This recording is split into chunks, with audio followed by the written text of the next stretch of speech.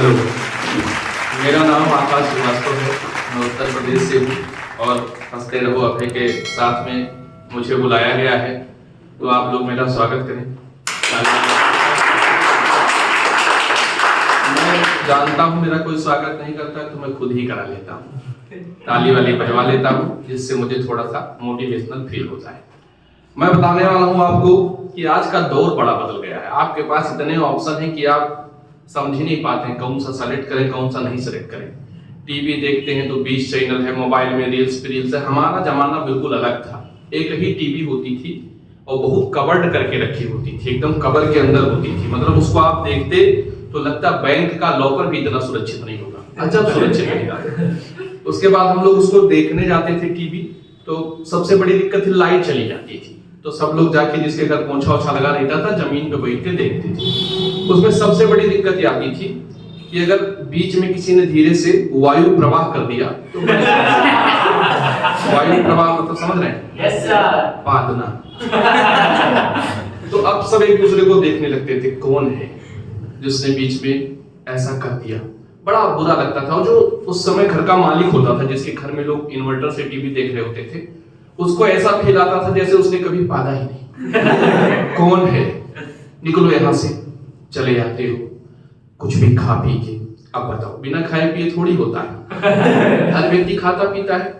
लेकिन आपको मैं जो बताने वाला हूं सबसे बड़ा ये था कि हम लोग जब टीवी देखते थे तो स्क्रीन पे शुरू से लेकर आखिरी तक director, producer, hero, heroine, villain सब पढ़ते थे। बहुत समय होता था, पर्याप्त समय होता था देखने का। एक ही चैनल आता था।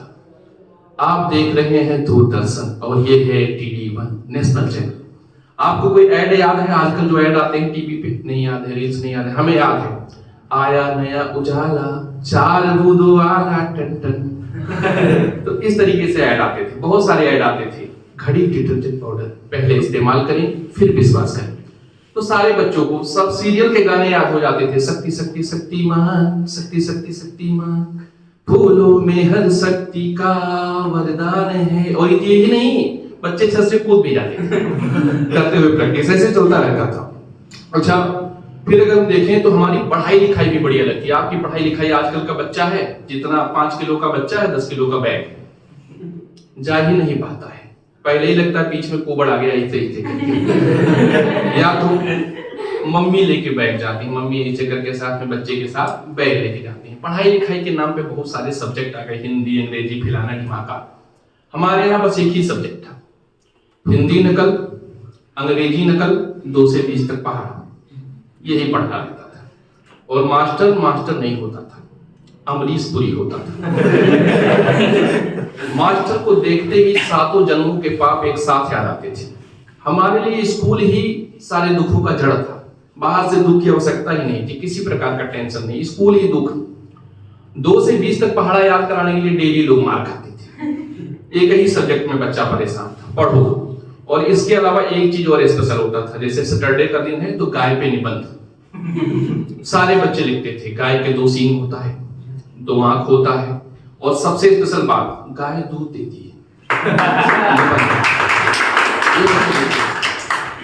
गाय दूध देती है। पहले यही होता था कि गाय का दूध पिया जाता है, उससे दही बनता है, बर्फी बनता है, ये सब होता था। लेकिन मामला बदल गया जब मोदी जी आए 2014 के आसपास।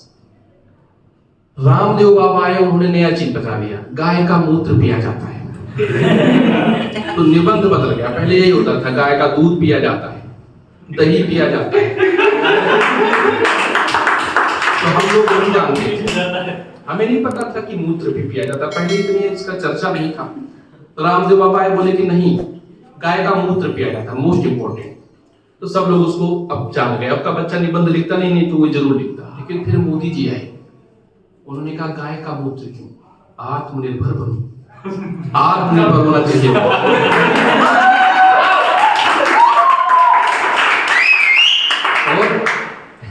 और उसके बाद कई लोगों ने उसको शुरू भी किया होगा। समाज में बता नहीं सकते, क्योंकि अभी समाज इतना मॉडर्न हुआ नहीं, धीरे धीरे हो जाएगा, लोग गर्व से बताएंगे हम तो स्वमूत्र पीते। तो इस तरह से 2 चीजें आपको मैंने बताई। इसके बाद मैं जीवन की घटना बताता हूँ। मैं गया अपने बुआ के घर। तो उस समय बहुत गिने चुने लोगों के घर में डिश टीवी होता था। तो मेरे वो घर में डिश टीवी लगा हुआ था, समझ रहे हैं, उस पर कई चैनल आता था। सोनी, वो जिसमें अमिताभ बच्चन नहीं गुटखा खा के थूकता है कि उल्टी हो गई, वो वाला चैनल भी था। बहुत सारे चैनल थे। पहली बार इतने चैनल देख के मैं पागल हो गया। यो माय गॉड, दूरदर्शन से अलग भी चीजें पृथ्वी पर है। तो मैं उनके घर गया, कोई था नहीं। मुझे मौका मिल गया अकेले टीवी देखने का, और मैंने देखा उसमें तो गलती से मैंने 2-3 फिल्में मिथुन चक्रवर्ती की देखी। इनको आप नहीं जानते होंगे। जिस फिल्म में ग्रेविटी अपना स्थान छोड़ दे, साइंस गायब हो जाए, लॉजिक दिखेगी ना, वो उनकी फिल्म थी मिथुन चक्रवर्ती। साइकिल के पहिए से गोली बारूद रोक देते थे। मैंने उनकी फिल्म देख ली 2-3, और गलती से एक फिल्म मैंने देख ली जैकी चेन की। अब दिक्कत क्या था, मुझे वहां से बड़ा मोटिवेशन मिला। मेरे जीवन का वो बहुत बड़ा मोटिवेशन था। आप कहेंगे कैसे? तो ऐसे कि मैं बहुत पहले दुबला, अभी देख रहे हैं मेरा ढोलक जैसा पेट, पहले ऐसा नहीं था। पहले मैं दुबला पतला आदमी था, सिंगल पसली, जिसको आज कहते हैं जीरो फिगर। तो सिंगल पसली था, बिल्कुल कैटरीना कैफ की तरह। और आप 6 पैक बनाते, मेरे 10-12 पैक दिखते थे नीचे से ऊपर तक, एकदम पतला दुबला लड़का। अब दिक्कत ये थी कि मेरे गांव में जो मेरे दोस्त थे उसमें से अधिकतर मोटे तगड़े थे। अरे भाई, कुछ के घर गाय थी और किसी का ग्वाले से सेटिंग। मोटे तगड़े लोग थे वो, उनके पास व्यवस्थाएं थी। अब मेरे पास दूध ही नहीं था कि हम भी पी पा के कुछ मोटे हों। मूत्र तो आप लोग पी रहे हैं। तो मुझे बड़ा टेंशन था कि मैं डर के मारे लड़ता नहीं था किसी से कि यार ताकत नहीं। लेकिन जब मैंने जैकी चेन और मिथुन की फिल्म देखी बस, तो वो लोग मार्शल आर्ट वार्ट जानते थे उस समय, वो लोग दिखाते थे। उसमें मेरे गांव में उसमें एक चलन था कराटा। कराटे मतलब समझ रहे हैं, मार्शल आर्ट। तो मैं गांव गया और बच्चों से बताया कि मैं कराटे सीख के आया हूँ बुआ के घर से, उन्हें डराने के लिए। अब वो कराटा सीख के आया। उस समय कराटे मतलब बच्चों को सिर्फ फिल्म में ही दिखता था।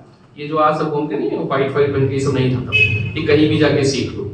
आप तो दिल्ली में है, मैं गांव की बात कर रहा हूँ। अब मैंने सारे बच्चों को डराया कि मुझे कराटा आता है, और मैं धीरे धीरे बेईमानी करने लगा खेल में। जैसे कुछ मैंने कहा शिंग फुंग शिंग, ऐसे मैं एक्टिंग करता था कि अभी कराटा मार दूंगा, हाथ ऐसे टेढ़ा करके ऐसे बना लेना, ऐसे उंगली निकालना। वो सब डर जाते थे कि कुछ इसमें है। इस तरह मेरा भोकाल मेरे मोहल्ले में मेंटेन हो गया। सब बच्चे डरने लगे, छोटे बच्चे खासकर। भैया को कराटा आता है, भैया मुझे भी बताओ, तुम छोटे हो भी, हड्डियां टूट जाती। इस तरीके से मैं माहौल बनाया। काफी दिनों तक लोग मुझे बर्दाश्त करते रहे, मेरे कराटे को, डर के मारे। खेल में बेईमानी, पहले बॉलिंग में करूंगा नहीं तो कराटा मार दूंगा, बैटिंग में करूंगा नहीं तो कराटा मार दूंगा। बच्चे डर गए। एक बच्चा था,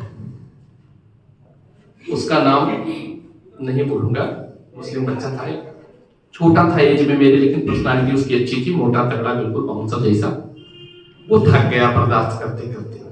एक दिन उसने बोला, भैया आ जाओ लड़ लेते।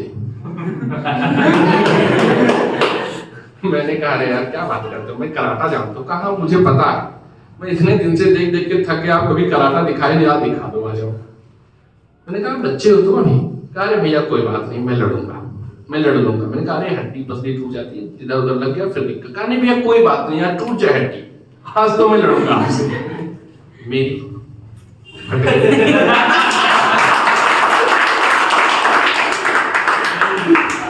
मैंने सोचा यार ये तो बड़ा खतरनाक लड़का है, तो किसी कीमत पे नहीं मारा। मैंने कहा तुमने देखा नहीं फिल्मों में वो मिथुन चक्रवर्ती? कहा भैया कोई चक्रवर्ती हो, आप लड़ो, आज मैं हाथ पैर तोड़ाने को तैयार हूं, मैं उठ चुका हूं, या तो मर जाऊंगा या तो आपका कराटा देख लूंगा आज, कोई दिक्कत नहीं।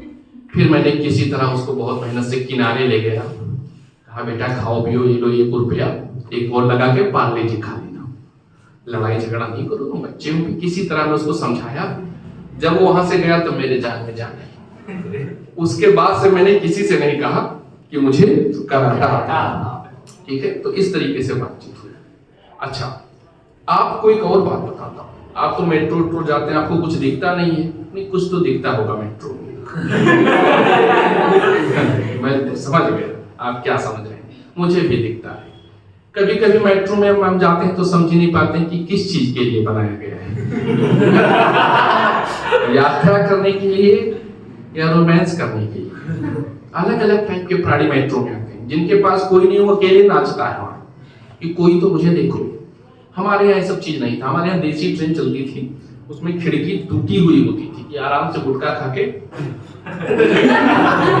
थूक ली, पूरी व्यवस्था होती थी। क्योंकि सरकार जानती थी युवा पीढ़ी है, गुटखा पान मसाला खाएगी, केसर का दम लेगी। तो अब तो अजय देवगन भी कह रहे हैं विमल पान मसाला, दाने दाने में केसर। तो हम लोग बचपन से ही केसर खा रहे हैं, बहुत थूकते थे। खिड़की खुला रहता था, थूक देते थे। कभी कभी हाथ पाथ लग जाता था तो वैसे पोंछ लेते थे, कोई बात नहीं, केसर। तो अब होता क्या था, जब हम ट्रेन से यात्रा करते थे तो हमारे यहाँ खिड़की खुली, हम लोग देखते थे। मैं बताऊंगा आपको कि क्या चीज सबसे ज्यादा लिखा हुआ मिलता था, तो आप अभी हंसोगे। पूरे हर दीवार रंगे हुए होते थे, चारों तरफ जितनी भी दीवार देखी, निराश रोगी मिले,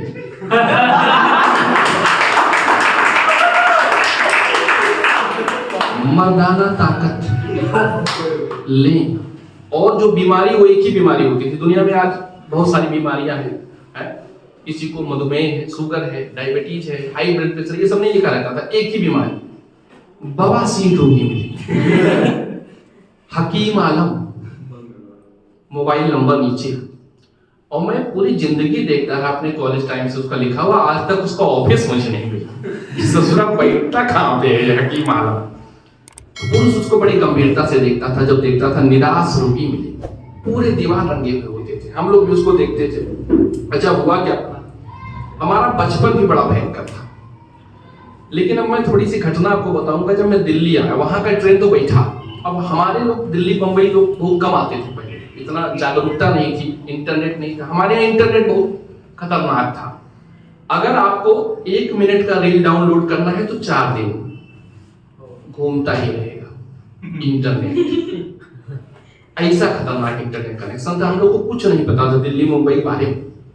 तो जो लोग दिल्ली मुंबई जाते थे वो बताते थे कि दिल्ली में एक ट्रेन होती है, नीचे चलती है जमीन के, अंदर भी चली जाती है सुरंग में। तो इसे देखते थे, अच्छा, कहते थे उसका नाम है मेट्रो।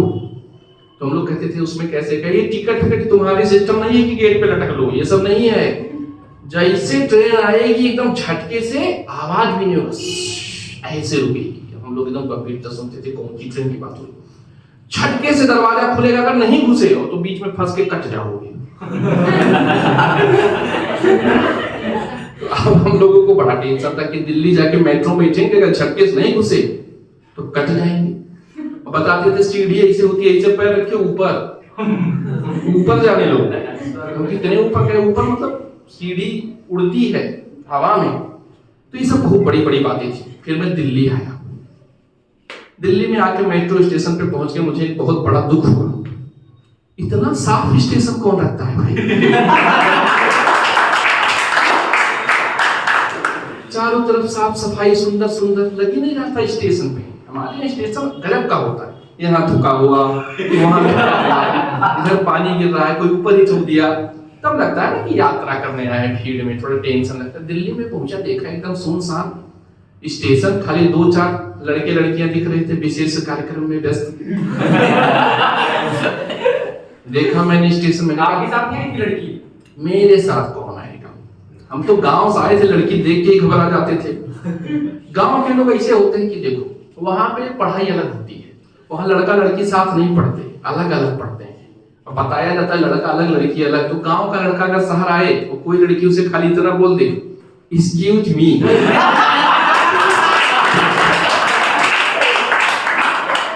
एक्सक्यूज मी बोलते ही उसे 7 जन्मों का प्यार हो जाता है। जैसे एक्सक्यूज मी बोली, लड़का खत्म, सारी पढ़ाई लिखाई जो सोच के आया था सब खत्म। और कहीं गलती से अपना नाम बता के और मोबाइल नंबर दे दिया तो समझ जाओ 7 पीढ़ियां बर्बाद। तो ये था। तो इसलिए हम लड़की उड़की तो हमारे पास आई नहीं, क्योंकि हम देख के ही घबरा जाते थे कि कहीं पास ना आ जाए, ब्लड प्रेशर ही हाई हो जाए। लेकिन मेट्रो में मैंने देखा, जब गए एकदम साफ सफाई देख के दिमाग चकरा गया।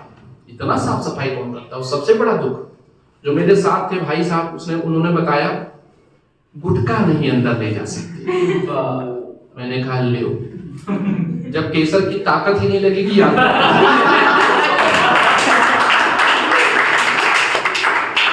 बिना एनर्जी के यात्रा, चलो कोई बात नहीं, राजधानी है, सम्मान करते हैं। तो हमने सोचा अगर गुटखा नहीं तो तम्बाकू चलेगा। तम्बाकू अलग होता है, उसको आप ऐसे ऐसे ठोकिए, ठोक के यहाँ किनारे रख लीजिए, मेट्रो वाला नहीं पकड़ पाएगा कि आप किधर रखें। जेब वो चेक करता है, मुंह चेक नहीं करता है। अब हम गए तो हमको सबसे बड़ा जो डर था वो यह था कि गेट कब खुले और झटके से हम घुस जाए, कहीं ऐसा ना हो ट्रेन और कट जाए। फिर मैंने कहा ठीक है, फिर मैं आगे जाके सबसे खड़ा था। अब जैसे ही मेट्रो आई, जब तक मैं सोचता घुसू, पीछे से ऐसा धक्का मारे सब कि मैं डायरेक्ट अंदर। अगर उधर गेट बंद नहीं होता, एक ही तरफ से खुलता है ना मेट्रो, हमारे यहाँ दोनों तरफ खुला है, अगर उधर से बंद नहीं रहता तो मैं दूसरे साइड पहुंच जाते स्पीड के चक्कर में कट ना गए। तो मेट्रो में मैंने देखा बड़ा मजा आया, एसी उसी भी चल रहा था, बैठने बैठने की व्यवस्था थी, ये सब ठीक ठाक हुआ। दिल्ली पहुंचे, सीढ़ी भी उड़ने वाली देखी, जिस पे पैर रखो तो सीधे ऊपर पहुंचा देती है। हमारे यहाँ तो महिलाएं जल्दी उस सीढ़ी पे, जो गांव से पहली बार आता है वो सीढ़ी नहीं बैठता, क्योंकि वो पहले देखता है कि एक पैर रख के देखें, बढ़ता तो नहीं है, एक पैर रखते हैं नीचे ऊपर फिर हटा तो ये सब बातचीत रहती है। उसके बाद मैं दिल्ली पहुंचा। मैं दिल्ली आया किस लिए था, क्योंकि मैं गांव पे था तो चुनाव लड़ा, किसी ने वोट ही नहीं दिया। चुनाव इसलिए लड़ा क्योंकि 5 साल नेता, हमारे यहाँ बच्चा जैसे ही 12th पास होता है युवा नेता बन जाता है। दिल्ली के लड़के 12th में जो रहते हैं तो कंप्यूटर सीखते हैं, इंग्लिश सीखते हैं, उसके बाद अलग अलग तरह का कोर्स करते हैं। हमारे यहाँ बच्चा 12th में पहुंचते ही युवा नेता, भारतीय जनता पार्टी युवा मोर्चा, युवा नेता नगर अध्यक्ष, युवा नेता नगर मंडल प्रभारी, सब आदमी नेता हो जाता है, सारा बच्चा नेता हो जाता है। तो वहां तैयारी वैयारी नहीं होती है, सिर्फ फार्म भरा जाता है। नहीं समझे, हमारे यहाँ तैयारी नहीं होती है एसएससी की, पुलिस की, सिर्फ फॉर्म भरते हैं बच्चे। फॉर्म आ गया, अच्छा भर दो, उसके बाद सरकार को गाली देते हैं, साला पता नहीं कैसा एग्जाम लेता है, निकलता ही नहीं है एग्जाम। और दूसरी बात, कुछ और मोटिवेशनल लोग भी वहां होते हैं, जैसे आप गए और आप सोचेंगे हम तैयारी करेंगे जाके दिल्ली इलाहाबाद, तो आप बताएंगे मैं जा रहा हूं दिल्ली में आईएएस की तैयारी करने, या आप बोलेंगे जा रहा हूं पुलिस की तैयारी करने, बोलेंगे 50 लाख रखे हो क्या जेब में तो तुम बोले नहीं तो नहीं होगा, पहले ही बता देंगे नहीं होगा। क्यों? घूस लगता है, मेरा लिंक है, 50 लाख करवा देते हैं। मैंने कहा आप बनाए क्यों नहीं कर लिया? तो बोला अरे ये बाद में करवाएंगे, अपना भी करवाएंगे। तो ये माहौल है, फार्म भरे जाते हैं, पढ़ाई नहीं होती है, उसके बाद सरकार को गालियां दी जाती है। ऐसा तो मैं आया दिल्ली, क्योंकि मैं भी युवा नेता बन गया कम एज में, मूंछ छूछ कम थी तो थोड़ा ऐसे हवाबाजी करके सिंगम टाइप बनाया। वहां पे ये सबसे बड़ी बात है कि जब आप युवा नेता बनते हैं तो जैसे पुलिस से अक्सर मुलाकात होती है, तो अगर किसी सिपाही ने हाथ मिला लिया बच्चे से, हाथ मिला लिया वो बच्चा फूल के कुप्पा, उसको लगा कि सिपाही ने हाथ मिलाया, सारे जहां का जो है पावर हमारे कदमों में, सिपाही हाथ मिला रहा है, और क्या चाहिए जिंदगी में। तो वो उसी में लगे रहते हैं, झंडा पतंगा लगा के जिंदाबाद जिंदाबाद ये करते। मैं निकला वहां से, मेरे भाई ने कहा कि ऐसा है तुम पढ़ने में बहुत तेज हो, ये उसकी गलतफहमी थी। मुझे भी लगता था कि पढ़ने में बहुत तेज है, एक दो चार लोग गाँव होते नहीं कह देते हैं, पढ़ाई के लेकर बता देते हैं। मेरा दोस्त है शशांक पांडे, तो पांडे जी हैं, बैठे थे हम लोग, बचपन की बात है, उनकी अंग्रेजी बड़ी अच्छी है, गांव में लोगों की इंग्लिश बड़ी अच्छी है, ऐसी कोई बात नहीं, सिर्फ उनकी अच्छी थी। हम लोग गए मैच खेलने, तो मैच हम लोग खेलने जाते थे गांव में। उस गांव में आप कभी किसी को आउट नहीं कर सकते बॉलिंग करके। पूछो क्यों? क्यों? वो सारे के सारे लुंगी पहन के आते थे तहमत पहन। जब आप फास्ट पे को या स्लो लुंगी फंसा लेते, कैच ले सकते हो, रन आउट कर सकते हो, कभी बोल्ड नहीं कर पाए हम। हमको बड़ा दिक्कत होता था, इधर भूसे का ढेर होता था, इधर मैच चलता था, वो लुंगी फंसाते रहते थे, हम गरियाते रहते थे। उसके बाद हुआ क्या, 3-4 लोग इस जगह बैठे थे, लेकिन मैं शहर और गांव का अंतर बता रहा हूं, क्यों मैं कह रहा हूं। तो क्या हुआ, उसमें मेरे एक भाई थे, उन्होंने धीरे से वायु संप्रेषण कर दिया, हवा खोल दिया धीरे से। अब लोग हंसने लगे ही करके उसके ऊपर, मैं भी हंस दिया थोड़ा सा। भाई साहब उसकी इंग्लिश जानती, उसे बुरा लग गया। पहले तो उसने इंग्लिश में डांटा, कहा हु इज नॉट पादिंग, who is not padding? Everybody is padding in the world. It is a natural pressure. And you are laughing. Everybody is padding. Me padding, you padding, all is padding. So don't laugh. इतना अंग्रेजी सुनने के बाद सब चुप हो गए। मैंने भी सोचा पता नहीं काका बोल दिया। तो इस तरह से गांव की अंग्रेजी बहुत तगड़ी होती है। अच्छा, ये चीज मैंने क्यों कहा? क्योंकि पादना एक सिंपल प्रक्रिया है, नेचुरल प्रक्रिया है। जब मैं शहर आया पहली बार तो मैं मेट्रो का जिक्र कर रहा था। मेट्रो में भाई साहब बैठे थे, मैं उनके बगल में बैठा था। तो पहले उन्होंने छींका धीरे से, छी, फिर बोला सॉरी। मैंने कहा सॉरी? मेरे यहाँ तो 2-3 लाख मारने के बाद भी सॉरी नहीं बोलते। 2 लाख मार दिए, लग गई होगी। उन्होंने सॉरी बोला, मैं बड़ा खुश हुआ कि शहर के लोग बड़े सभ्य होते हैं। अब छींक दिया बेचारा, सॉरी बोल रहा, कहीं जानबूझ के थोड़ी छींका है। आ गई। थोड़ी देर बाद उसने धीरे से, बहुत तेज भी नहीं था कि मतलब पूरा बोगी जान जाए, हल्का सा मीडियम लेवल का था, मिडिल क्लास टाइप का, इतना स्पीड। लेकिन जैसे उन्होंने पाला, उन्होंने फिर बोला सॉरी। मैंने कहा पादने पर भी सॉरी? गजब का शहर है। हमारे यहाँ पे तो ये सब बोलते हैं, दे धड़ाधड़, दे धड़ाधड़।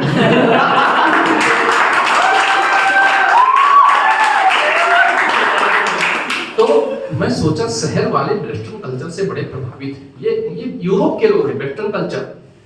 अरे भाई, सॉरी किस लिए बोला जाता है? जो आप गलती से काम करें, गलती से पाले हो, दोबारा नहीं पालोगे, पालना पड़ेगा। उसके लिए हम बोलते हैं सॉरी कि जो हम गलती से हो गया, या मान लीजिए आप नहीं करेंगे भाई गलती, हम नहीं करोगे, करना पड़ेगा, तुम्हारा मन है तो भी।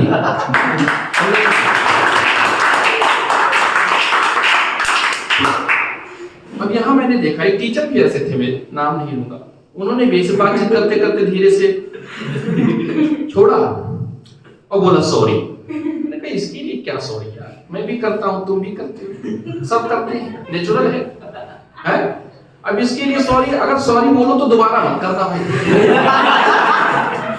तो मैं मानूं, तो हमारा गांव के लोग इस सब के लिए सॉरी वॉरी नहीं बोलते हैं। होगा तुम्हें सुनना है सुनो, नहीं सुनना मत सुनो,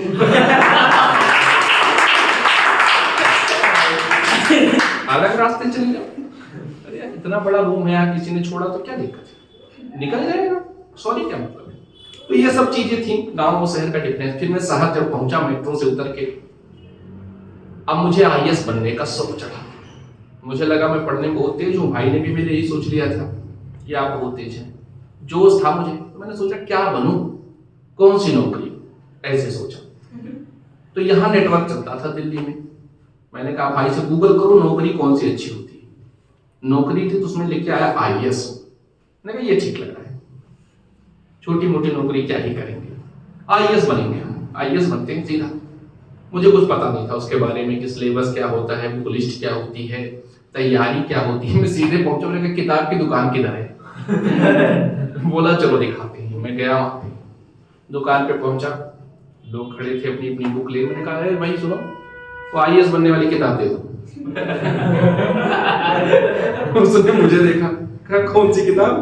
मैंने कहा अरे आईएएस बनने वाली किताब दो, जो तुम्हारे पास है, होगा कोई। उसने मुझे देखा, उस समझ के कहां से आया है, अलग गोला का प्राणी है। उसने एक मोटा सा किताब निकाला, 3-4 ऐसे ऐसे मोटे मोटे किताब, कहा लो 5,000 रुपए। मुझे पहनाने के चक्कर में था वो 5-6 हजार रुपए। मैंने कहा इतना पढ़ के एक बार में थोड़ी आईएएस बन जाऊंगा, एक एक करके दो, एक ले जाऊंगा, पढ़ूंगा, समझ में आएगा तो दूसरा ले जाऊंगा। वो समझ गया कि इसे बनना नहीं है, पढ़ने खाली से कुछ पता नहीं। मैं किताब लेके आया, पढ़ना चालू कर दिया। अच्छा, पढ़ाई भी अलग अलग टाइप की होती है। जो पढ़ने वाले लड़के होते हैं वो सिलेबस पढ़ते हैं, कि जैसे गांधी जी को लोग पढ़ते हैं तो उनका आंदोलन पढ़ते हैं, और हम लोग अलग चीज पढ़ते हैं। गांधी जी को गोली मारा तो कैसे मारा, कितनी दूर से मारा, कैसी फीलिंग आ रही थी गांधी जी को, ये सब चीजें पढ़ते हैं। नाथूराम के पापा का क्या नाम था, बैकग्राउंड क्या था, कट्टा कहां से लाया मारने वाला, एक्स्ट्रा चीजें पढ़ते हैं। तो ये सब पढ़ाई लिखाई किया, लेकिन सबसे बड़ी चीज जो मुझे यहाँ नजर आई वो अलग चीज थी। यहाँ गर्लफ्रेंड बॉयफ्रेंड का मामला बड़ा खत्म। स्कूल बच्ची किस स्कूल में पढ़ती है गार्जियन को नहीं पता होता है, बंदे को पता होता है। कितने बजे छुट्टी होगी रिसीव भी वही करता है, क्या पसंद है क्या नहीं पसंद है सब उसे पता होता है, बाप खाली फीस देता है। तो मैं ज्यादा आश्चर्यचकित तब हुआ, मैं अंतर बताता हूँ। एक दिन मैं निकला, छोटे छोटे बच्चे जा रहे थे 6-7 के, उसने कहा देख उससे बात नहीं करना, तू मेरी क्रश है। छोटे छोटे लड़के, मैंने क्या बोल दिया इसने, बस बोला क्या बोला, क्रश का मतलब ही नहीं पता था। मैंने सुना फिर बतियाता जा रहा है कि देख मुझे अच्छा नहीं लगता है, तो बचपन से मेरी क्रश है। मैंने कहा बचपन में तो अभी ये तू बड़ा कब हो रहा है। फिर मैंने पूछा लोगों से भी क्रश का मतलब क्या होता है, तो कुछ बच्चों ने बताया जिनके पास एक्सपीरियंस था क्रश का मतलब क्या होता है। तब मैंने सोचा एक मेरा जमाना था, इनको देखो हाथ पकड़ के चल रहा है, डायरेक्ट बोल रहा है मेरी क्रश लव यू और लव यू टू। इतनी बड़ी बड़ी बात है। हमारे यहाँ लव यू भी नहीं बोला जाता, हमारे गांव का अलग लेवल का प्यार। वहां पर खाली लड़की को देख ले दूर से, उतने में लड़का लोट के एकदम घास डांस चालू, देख लिया भाई आज तो चल क्या खाए, ये होता था। और लड़की जब चली जाती थी, गर्मी छुट्टियों में लोग आते थे लोगों घर, तो सारे एक ही को सब देखते थे, किसी के घर आ गए थे नहीं क्रश, सब एकदम यूनिटी के साथ, बड़ा भाईचारा था। 5 लोग खड़े होकर उधर देख फलाने जी के घर। तो ये होता था, जो लड़की चली जाती थी तो अलग अलग तरह से प्यार का इजहार करते थे, बड़े दुखी होते थे, मातम मनाते थे। तो एक लड़की नीचे आई थी तो मुझे भी बड़ा उससे लगाव हो गया, फिर वो चली गई। अब मैंने कहा लो अब क्या करें, लड़की तो गई। तो मैंने कहा यार उससे प्यार का इजहार ही नहीं कर पाई, 1 महीना थी नहीं कर पाया। आज का बच्चा होता तुरंत हाथ पकड़ता कहता लव यू। हमारे लव यू भी नहीं, ये सब फिल्मों में होता था लव यू। तो मैंने कहा अब इसको कैसे पता करूं, तो पता चला गोंडा से आई थी। मैंने कहा अच्छा, तो गोंडा में अब कैसे हम जाएं, ट्रेन का रूट पता नहीं, मोबाइल था नहीं। तो मैंने क्या किया, पन्नी उड़ाया। पन्नी जानते हैं, पॉलीथीन सफेद वाली जो होती नहीं हवा में, उसमें रस्सी बांधा, पन्नी उड़ाया, उसमें लव लेटर लिख के रख दिया पन्नी में, और लिख दिया गोंडा जाना। पन्नी उड़ाया, लव लेटर लिखा, उसमें लिख दिया गोंडा जाना, उड़ा दिया। पता नहीं किसके पास पहुंचा।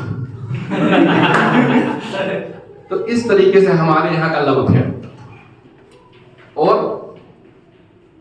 अब इतनी बातें मैं कर चुका हूं, अब नेक्स्ट बातें जो है मैं अपने अगले वीडियो में आपको बताऊंगा कि दिल्ली आने के बाद मेरा और कौन कौन सा एक्सपीरियंस रहा है। धन्यवाद।